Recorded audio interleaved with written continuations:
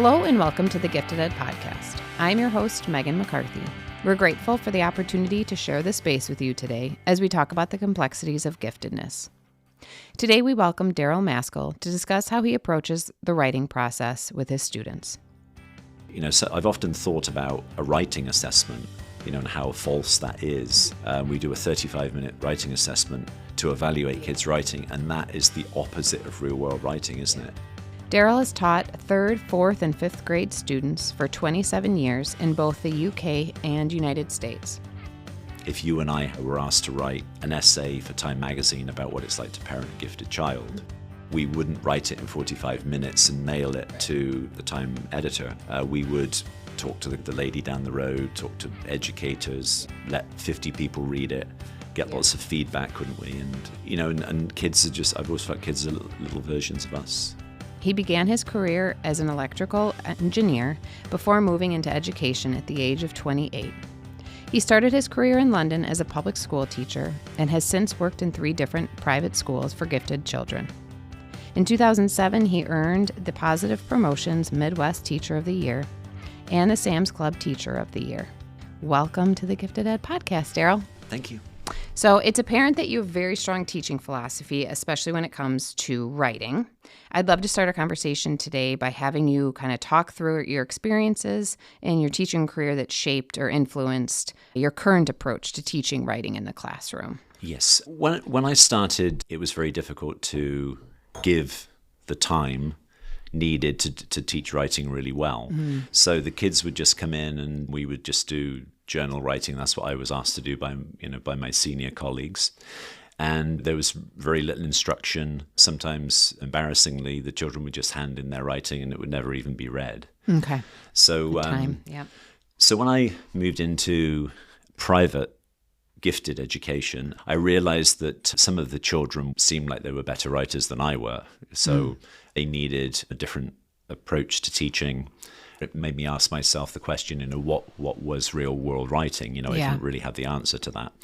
So I became fascinated I felt like I was, fairly competent in teaching the other academic disciplines, but not writing. And so I was fortunate to go to the Illinois Gifted Conference in Chicago about 10, 12 years in a row. Mm-hmm. And every time I went, I was just, I think you could attend 4 different sessions a day. I attended all 4 of the writing. Okay. I skipped math and history and differentiation, all those kind of things. But I was just fascinated by the writing process and realized that, very quickly there was a long journey for me in order to teach it correctly. And so on one of the gifted conferences, I'd always go into the book area whenever I've had a problem or difficulty in life or needed to know something. Books have always been my go-to thing. So I found this book, which I have here. It's called Teaching Real-World Writing Through Modeling Mentor Text by Kelly Gallagher. It's absolutely excellent.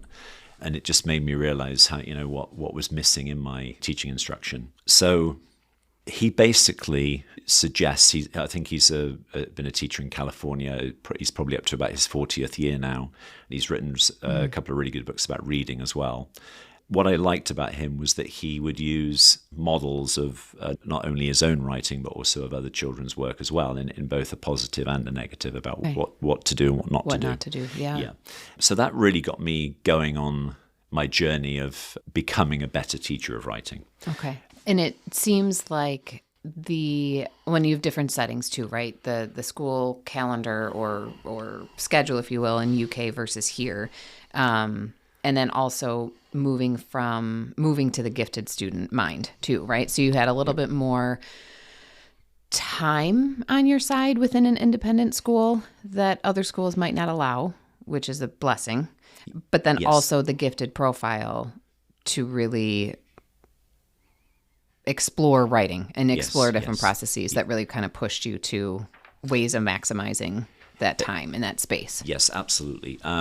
I think one of the things that was wonderful for me when I came from public school, in the private gifted world, there's always been a creative opportunity for the teachers to go to a deeper level, and I think that sort of inspired me to take things a little bit deeper in every single thing I teach. Yep. And so what I gradually found myself doing is teaching very high to all the students, and then supporting the students that need multiple teachings before or after school. So I still do that even now. The differentiation that you talked about. Yes, you skipped that seminar, but yes, I did. So I'm not always I wouldn't necessarily say that within the school day I'm a very good teacher of differentiation, but I just find that with gifted kids I'm obliged to teach high.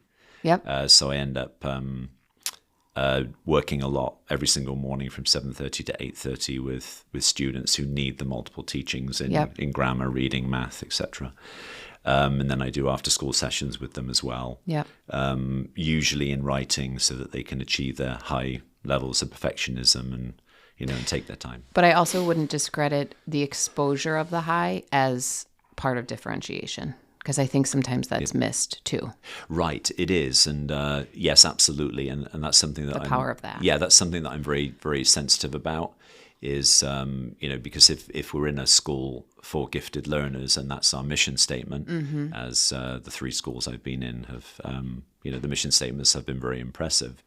But obviously, if a parent of a very highly gifted student pays the money for their children to come here, then we're also obliged to make sure that they have a lot of our time as well. Yeah. So that's one of the things that has been very important to me, is that sometimes it's the kids who perhaps do struggle in any given concept, which it's probably the same in mainstream public school as well, will take up a lot of our time, and they will obviously get our attention in however means they have learned. They get yes, creative. Yes, indeed. And but I always make sure that my the higher ones have time with me, even again if it's one-on-one during lunchtime or before and after school. So diving more into the writing process, what are some main elements that you embed or goals that you hope to attain in a writing unit? So I've actually, in recent years, I've been teaching, again, one of the wonderful things about being in a private school is I left on the last day of May about 5 years ago and walked past my assistant principal's office who oversees the curriculum. And I said to her, what do you think about me teaching technical writing? There seems to be a gap in the school. The technology and science people are always sort of, asking us to support them with that writing. And she said, yeah, see what you can come up with. So again, I went back to my safety net, bought 3 books, 3 books about it, and learned all sorts of things about techniques that made me realize, how little I knew. I think every book I read, it makes me realize, how little I know. When I went into my current 5th grade class 7 years ago, I inherited the fantasy story, and that's something that has been a staple of 5th grade, and that's what I'd like to talk about today. The first thing that I would, in starting the writing process, I think one of the things that the children need to know very early is what are the objectives of the next writing assignment. Okay. So rather than the teacher saying today we're perhaps keeping it a secret, sometimes secrets create a sense of anticipation and help sort of motivate the kids. But I think with writing it doesn't. Of what I've learned, because obviously we learn so much from the children, don't we? Not just from books and classes we do and degrees we take, but the children probably teach us most about how effective we are as teachers or not. So I found that if I say to the children, in 2 weeks' time, we're going to be starting our fantasy story, I want you to start thinking about characters, good guys, bad guys. I want you to start thinking about plot. I want you to start thinking of the story. I want you to start thinking about perhaps where your story is going to begin, what's going to happen in the middle with the adventure, what's going to happen at the end of the story. And then when they come in on that Monday morning and you say, right, let's sort of begin, the planning stage, they're not so, scared, writer's block, right. I don't know what to write kind of thing. So just I sort of, even if it's the last sort of conversation I have with them in the day or first thing in the morning, perhaps when you're most likely to have their attention, just keep reminding them that even if it's an essay or something, in 2 weeks' time, 3 weeks' time, we're going to be writing an essay about the US Constitution. I want you to, prepare your mind for it. It's going to be this many paragraphs. That's probably, the best you can do before you even start planning. That's it. Yep. Yeah. So I'm a big one for planning. I had this, again, this is Kelly Gallagher's idea in his book, or he maybe pinched it from someone else. And I've borrowed it as well and made it a little bit different. And it's called clock partners. So on the legs of everybody's desk, they have a list of all of their peers with numbers. Okay. And they have a pairing. So if I stand up, years ago, I would say, Bobby, you go with Sanj, and Sarah, you go with Maria, or something like that. And there's lots of fussing. It would waste, 15 minutes of the lesson. Whereas this is just, they lean over.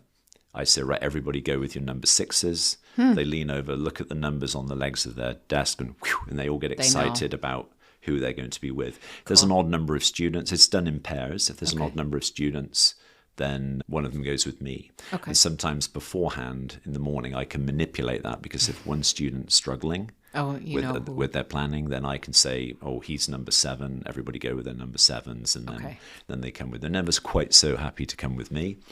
But so how I'll use that is in the writing process is get the children to, first of all, start to talk about characters, start to talk about plot, come up with sort of like a brief overview of their story. They've already been thinking about it for 2 weeks. And then I ask their partners to make sure that they don't just say, that's wonderful, even if it's their friend, don't just say it's wonderful. Sort of be a good listener and make sure that, you're making suggestions for improvement, or particularly, I just don't understand what you mean. I don't understand where the story is going. And then that might be for 10 minutes, and then they can switch. Sometimes I'll ask their partner then to tell the group what they'd learned about the other person's story, or put your hands up if anybody has come up with a really good idea about the story. And this is sort of day 1, day 2. Right. And then after about 10 minutes, then I'm going to call another clock partner. So now everybody get with your number 13s, and then just keep do 4 or 5 of these in one lesson. And then they gradually begin to unleash their ideas from all these muddly ideas in their head that we all have as in the early stages of writing. And I'll know when to end that, perhaps when they start getting a bit fussy or talking about something else. And then the next day, I'll give them, maybe another challenge, like, now I want you to start thinking about your antagonist. Who is the bad guy in the story? What journey are your characters going to follow? I always give, my example would be that, a family with a young boy who had a great-great-grandfather who buried some treasure in the crater of a volcano. And they realize that they want it back, it's theirs, and then a bad guy hears about it, and then his team are on that journey competing with the good guys to try and get it. So a lot of modeling, a lot of giving them ideas that that these great writers have used in their stories. And then, depending on their reading ability, I have sort of often 3 or 4 different levels of fantasy stories that go home. They are asked to read, 40, 30 pages a week. Okay. And then when they come back in, we do a literature circle discussion, which again, I can focus on, characterization, themes, plot, the basic writing elements that are relevant for fantasy. So after about a week or 2, this is actually I forgot to mention, this is actually a 13-week project. So after a week or 2, the students of talking, and me sort of teaching, I always try to teach something every single lesson about the writing process, whether it's just characterization, for example. Kind of like what the anchor is of that. Yes. And then give them a stimulant to talk with their clock partners. And then I have a 13-page planner that I've written. I have an example here. And before we even get to that, the children have been talking for a week or 2 around all the other lessons. This is not, obviously they still have to do math and PE, etc. Yep. that a lot of talking, a lot of mental preparation, and a lot of clearing of their thoughts. So then I begin to introduce the planner. I normally give them a paper copy rather than electronic, and I make it sort of bright yellow or bright orange or something like that, so it's not easy to lose. Sometimes I'll photocopy them, especially the students who are notorious for losing things, and it's a tragedy if they lose it, especially after 4 or 5 weeks. Yeah. So it gets to the stage then where I would like to know on the front page of the planner, so what's the overview of your story? What's just summarize your story in just a few words, and some of them write a page, some of them write just a few sentences, and then I sort of take them home, or after school I'll read through it and make sure that this is one of the key things that they need to be able to share with me is where is your story going to go from A to Z? Okay, a summary. And I've found if they can't do that, then the students will develop writer's block a little bit later. Yep. So I'll talk about that later. So an example in the planner, so they might go to lunch and recess, for example, and then I can get busy sort of preparing a lesson for them to come back into. So an example might be magical devices. So I'll show, video clips, sort of 2-3 minute video clips from Harry Potter is obviously one of the best ones. And, the invisibility cloak, the howler, the Marauder's map, those kinds of things. Kids love all those magical devices. So on the planner, even before they start writing, they have to come up with 8 magical devices and maybe use 4 of them. So they have a whole week of coming up with magical devices that they have to use at least twice, maybe 3 times in their story, because readers like to go back to familiarity, don't they? That the invisibility cloak was used all the way through the 7 Harry Potter books. That's a really exciting lesson, gets them, really hooked. And then we do characterization. People often ask, or I've had discussions with people about maybe why Harry Potter as a project was just so successful.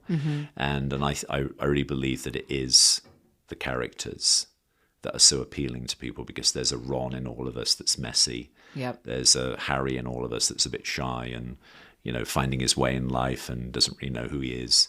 Being able to identify with. There's a Hermione who's, we all want to be, a smart person in with a hand up all the time, and even a Malfoy is probably a Malfoy in us too. So I think that the kids, from my experience and listening to children talking, the characters do seem to be, the thing that really stands out in, I guess like Shakespeare, right? The heartbeat of the stories that live on. Yes, absolutely. That so many of the characters they can identify with. So I give them a chance to get to know their characters. I think that's sometimes a mistake in story writing, that again, when we're just asking kids to just write, they're so ill-equipped to write if they don't have, this kind of help. And so on the planner with the characters, I'll ask them to explain, what this character does, what's the character's relationship to the other characters in the story. Are they mean sometimes? Are they really nice? What sort of stands them out? Are they scared of heights? Are they scared of the dark or something? The students will always try and make the good characters to be really perfect. I was going to say all the time. Yes, and then the bad guys to be really bad. Yep. So I try to make them real.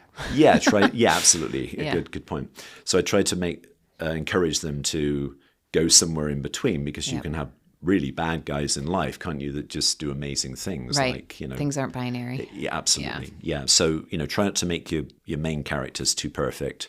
I guess Ron Weasley's a good example of that, isn't he, with his messiness and, always late with his assignments and things like that, and his shirt hanging out. And, make your characters scared of spiders or scared of heights, or, a bit mean and, always talking about people behind the scenes. Those are the kind of characters that people like to read about, rather than, perfect specimens that none of us can live up to. Yep. So, or identify with. Yeah. So, amongst other things, the planner I find is really important. They do actually enjoy doing it. It's not something that they rush through. And every day, just make sure that you're, showing them examples of great writers. And another example would be how writers introduce characters. So if we think about the Trunchbull in Matilda, Roald Dahl's Matilda, that you may have read,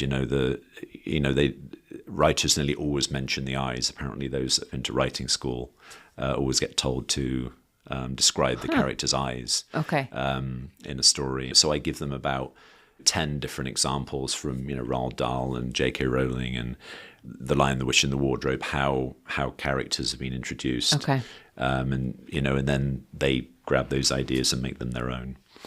So once the early finishers begin to say, "My planner is finished," it's always wise to make sure that you read through that. And then all of this makes it more likely. What's wonderful after this big, long planning process, once they begin writing and you've given the thumbs up that the planner is ready, they're not very demanding of you.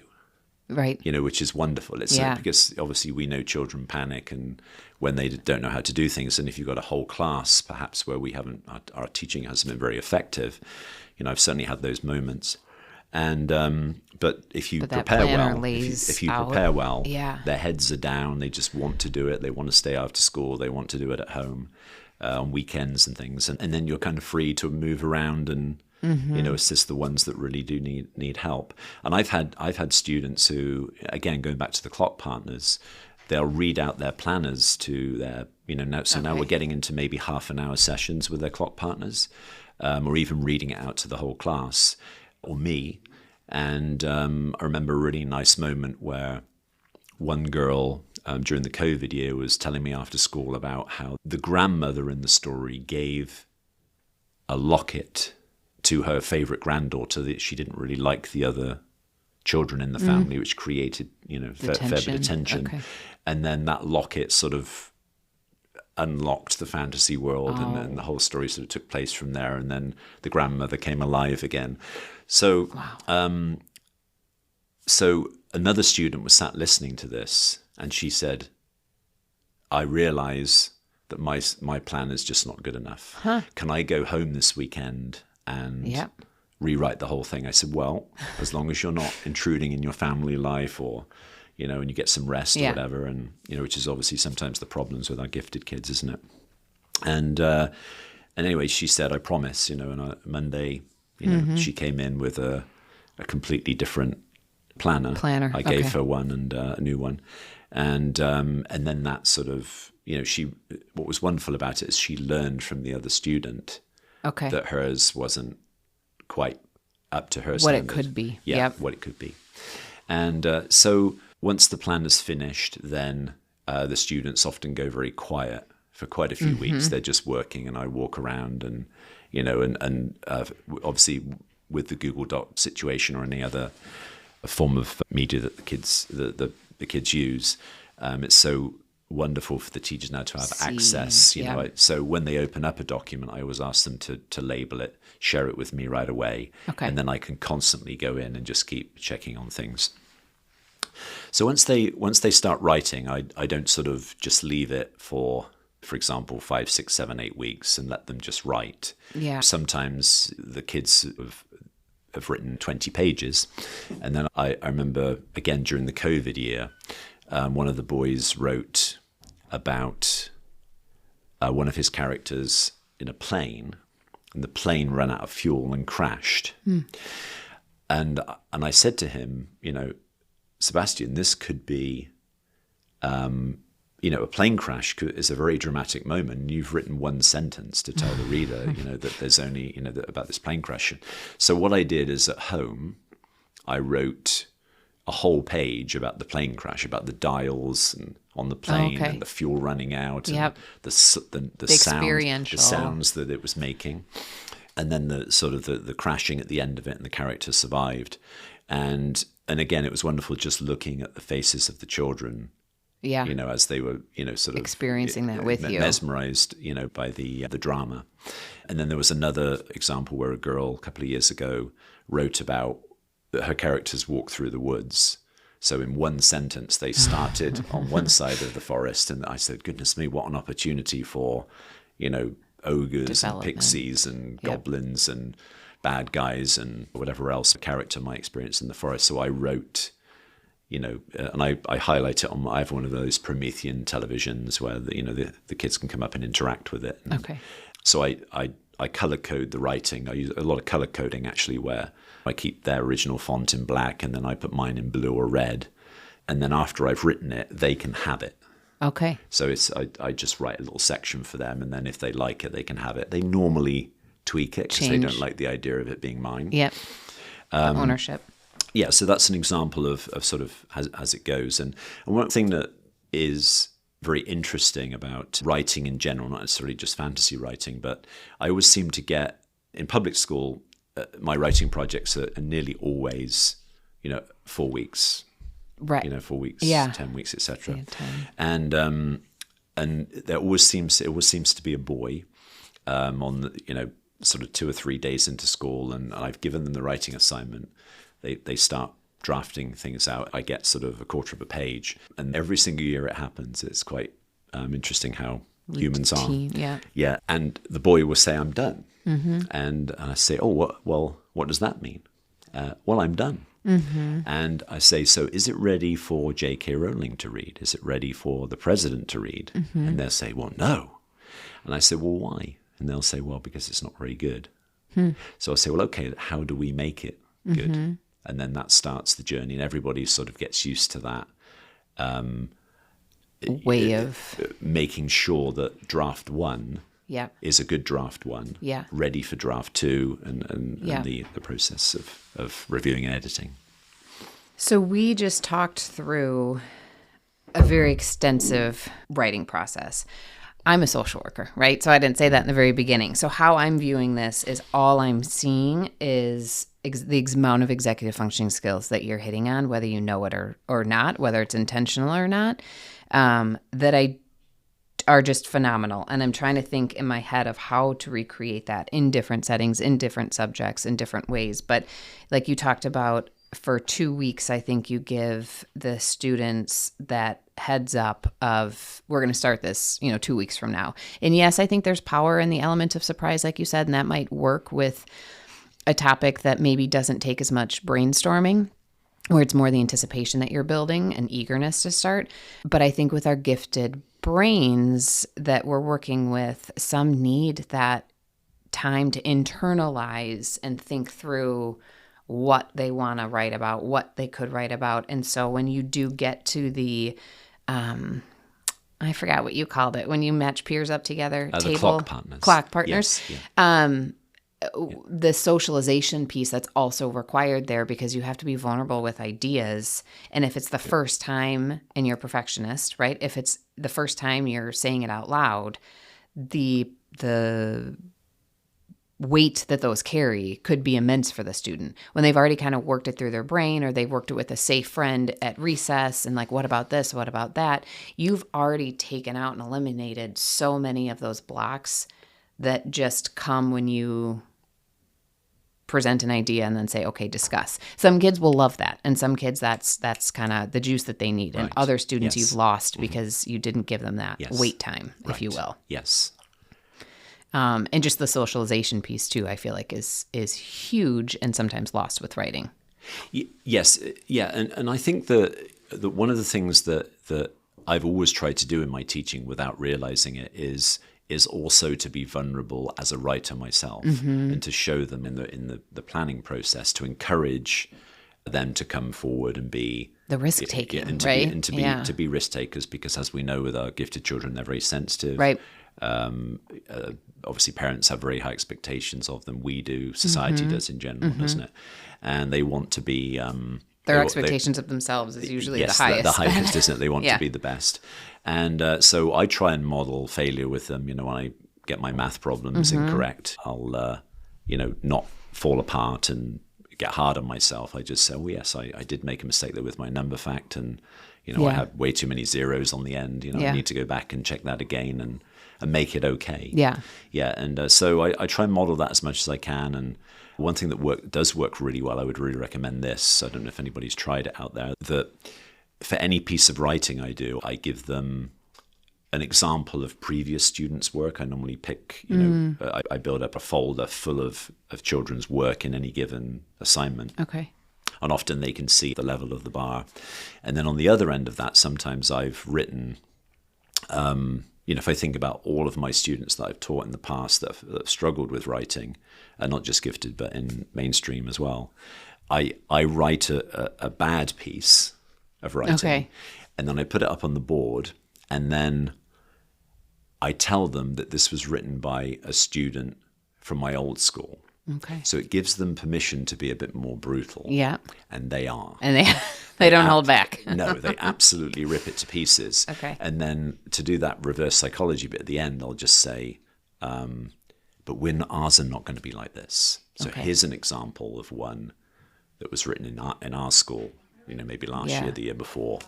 And then look at, what makes it good. Yeah. Get them to think about that, and then all of a sudden they're rolling up their sleeves, getting their pencils ready. Getting ready. Not to be like the one that I've written. Yeah. Yeah.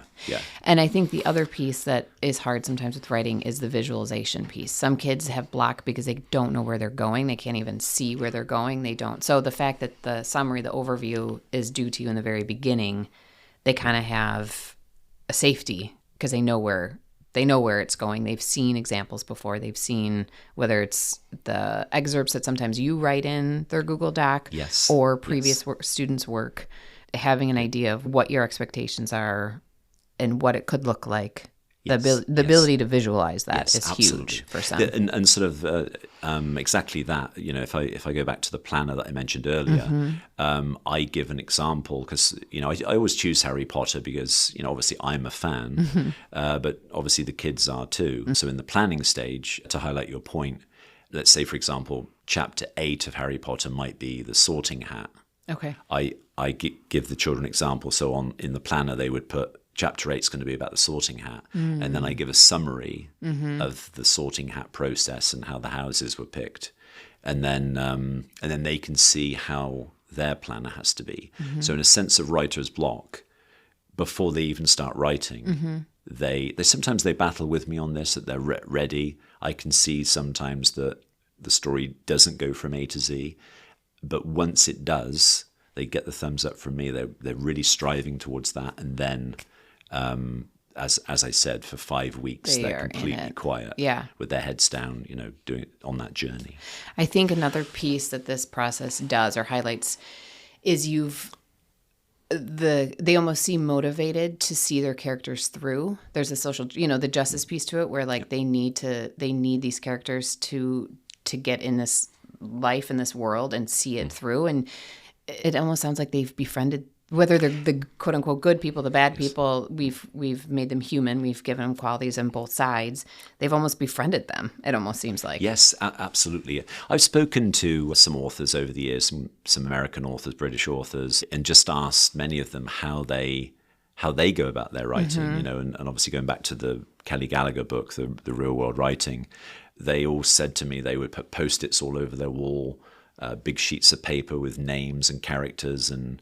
Ideas for street names and crossed out things and that's something that I think kids in school have been deprived of. That's what great writers do, and so I've often thought about a writing assessment and how false that is. We do a 35-minute 45-minute writing assessment to evaluate kids' writing, and that is the opposite of real world writing, isn't it?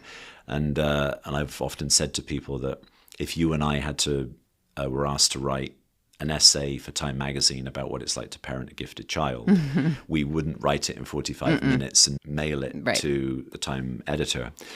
We would talk to the lady down the road, talk to educators, let 50 people read it, get lots of feedback, couldn't we? And, run it through Grammarly, etc. So, and kids are just, I've always felt kids are little versions of us. Yeah. Yeah. One last piece, sorry, because I keep thinking through as you're talking, it's triggering other things, is the idea of perfectionism and how that is a writer's block, right, as well sometimes, or an obstacle, if we will. And I think when we put focus on the characters and we put focus on the magical devices that you said have to be throughout, I wonder how much emphasis is taken off I wrote a good piece versus look what I did for these characters. Right. Look Yes, at what the yes, characters can yes. now do for each Yes, other. yes, And it yes. takes it off, Yes. maybe the pressure off the child. Right. Because the product is now about the characters coming alive and in the, the fantasy of it, the magic of it. Yes, absolutely. And I found, that they just end up exactly that. They just end up, it just ends up pouring out of them, and I continue to help them with adding new sections. Sometimes it would need just something that transitions one chapter to another one. And I'll talk to them about how that's done. I've mentioned the plane crash, removing repeated ideas. Sometimes children often do, especially in essay writing or nonfiction writing, they repeat ideas, and that's always important to remove that. It's when you're teaching writing, it's well worth doing 4, 5, 6 lessons on how to punctuate dialogue, because that will otherwise be a lot of work for you to correct all that. That's very difficult for children 8, 9, 10, 11 years old. Yeah. And then obviously strong verbs, replacing all the saids. They'll just say, Sarah said, Bobby said, Sarah said, Bobby said, and just back and forth. Then active and passive voice. So again, I always give them, they come back in from recess. I always prepare, a 5, 10, 15-minute lesson, maybe a little video clip to hook them. And then they, perhaps, go the emphasis this week is to go through and find all those weak verbs like get and put and is and was, and put some of those strong verbs in there. I've got also notes here about sort of parental involvement. It's better if parents are not involved in the writing process, because they will internalize their kids' frustrations and often end up writing it for them. So I discourage writing going home. I try to keep it all in the classroom. Sometimes there's tears along the way. I've had tears particularly about the planning stage, and but obviously again that's good for them to experience the struggles. And, parents tend to like that, especially if I deal with it, not them. Well, and I can't imagine a 13-week process where that doesn't surface. Right. So if you go deep, you're going to encounter that. Yes. I've had kids sort of rip up a planner in front of me, and and then I'll ask them to to come in one-on-one, and then it's kind of nice when they go out with a smile on their face, and things weren't so bad. But again, that's probably like any great work of art, isn't it? It's painful. Yeah. So writing is definitely painful. So yeah. So with these sorts of pieces of writing, who is the intended audience? Yeah, a good question. Right at the very beginning of the writing process, I remind the kids that, or ask them the question, why do we write? And it often surprises me that they say, to learn grammar, to learn punctuation, spelling, etc. Rarely do they say so other people can read it. For someone else, yeah. And that's always been my main requirement for them, is to understand that everything that they write will be read by their parents, their grandparents. I encourage them to send it to their grandparents in Calcutta or Karachi or Ontario, wherever they live.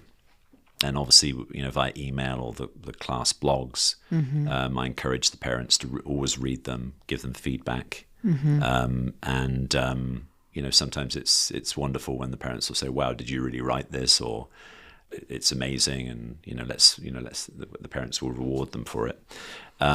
So over the years, I've also encouraged the children to send their work to businesses, organizations. And we've heard back from the Indianapolis Colts, the U.S. Gymnastics Federation. Cool. They sent like a water bottle with their logo, the female logo. So we've had one boy wrote his essay and translated it into Spanish and sent it to the Real Madrid soccer team. And then within 16 days, we'd heard back with a very, very nice letter.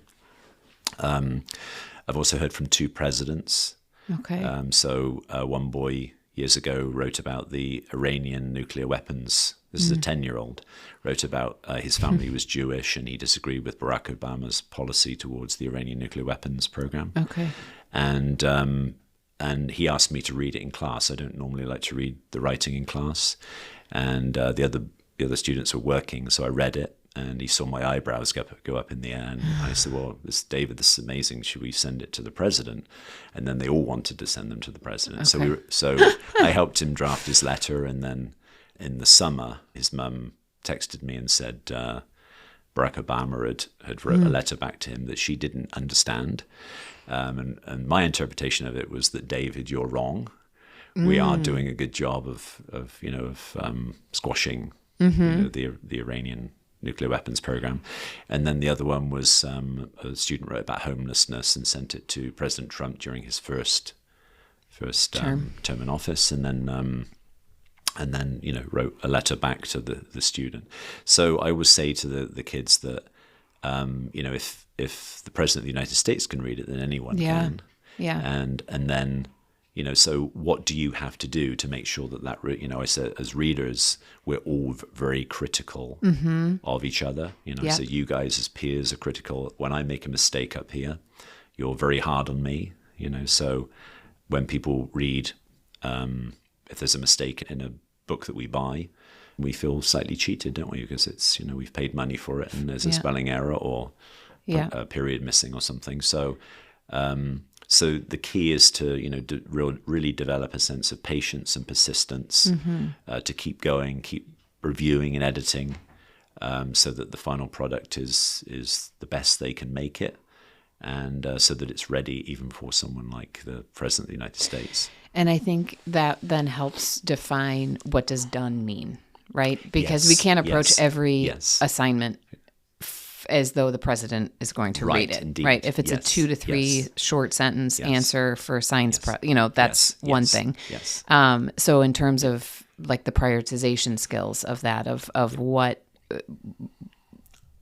does done mean for this, I think is a huge piece. And starting with who is your intended audience, I think is a great way to kind of bring that to light. Yes, absolutely. Yeah, because obviously if you're teaching fractions, you might only have a week to teach them. Yeah. Okay. Yeah. So I think as we're talking through this process, and maybe this is more philosophical, I'm not quite sure, but I'm trying to think, if I am a teacher and I don't have 13 weeks, right? Like that's not something I'm afforded. Yes. What are elements of this that I can embed? And obviously the clock partners it's a technique you can use for any of your classes. I think we can still, even if we can't spend 13 weeks on it, we can still give students a heads up a week or 2 weeks in advance of start thinking about X. We're going to start this project just to kind of give them that advance notice. And I'm thinking most things in our working world, that's how things are, right? We know when things are going to come up. So those are two pieces that immediately jumped out at me as things that can be embedded regardless of time constraints you have. I'm wondering if, off the top of your head, if you can think through other elements or pieces, if you will, that can be used in a shorter time frame. Yes. Yeah, I was thinking about this in just preparing for today and running my thoughts through it, and especially if, I understand you have many listeners, and if public school teachers are tuning in, they might think, goodness, there's no way that I would possibly have time for this. But I think what's important about every book that we read about education, or every podcast we listen to, or every website we visit, is to take a nugget, and make them your own. And even if you're a science teacher or a math teacher, doing written responses or responses to experiments or something, maybe just say to the children that rather than just having a 30-minute session at the end of the science experiment, maybe come back to it and have the teacher review and edit and give the students examples of good ones and ones, let's compare and contrast them. Why is this one good? Why is this one not so good? And especially gifted kids, they will listen and focus, and that sense of perfectionism will, some of them will go home, even if the teacher says, they always want to know how many pages to write, how many words to write. What do you want? I always try to say, there's not an answer to that. But, some of our kids will go home and write 2 pages about the science experiment they did Yeah. and then come in the next day. And I would never, ever discourage that. Yeah. Never, because even though, my son's he's at college, and sometimes he gets limited by, word counts, and, which is in itself very limited. I know they have to grade 110 essays or something, but at my level, I want them to be perfectionists. I want them to write 10 pages if they so choose. So I think that, probably everything I've said today could be used in a smaller time frame. Yeah. But, one thing I would suggest to people, those public school teachers that might be out there now, mainstream teachers thinking, I'd like to have a go at something like this, would be to do it after school. Do it where you... Like a workshop. Yeah, just a workshop where you don't necessarily get paid for it, Yeah. but you will learn so much, your kids will benefit so much from it. And then maybe all of the things that you can fail, is in an after-school environment, because, it's your time. Yeah. And then maybe take some of those ideas into your classroom, where things have to be done a little bit quicker. Yeah. Well, thank you. This was super enlightening for me, I know. And I know it will be impactful for so many teachers and listeners and parents listening now in ways of supporting their students. So we're so grateful for your insight today. Thank you. So we're going to end today with some reflection question. The first is just thinking through your classroom units. How can you embed elements of the writing process that we discussed today? And we just talked through an intensive writing process that incorporates so many executive functioning skills that we've previously talked through in different episodes. Can you please select one current writing unit and adapt the process to incorporate 2 skills that we discussed today? Please subscribe to the Gifted Ed podcast to stay up to date with our latest episodes. Stay tuned for our next episode that continues to unpack the complexities of giftedness.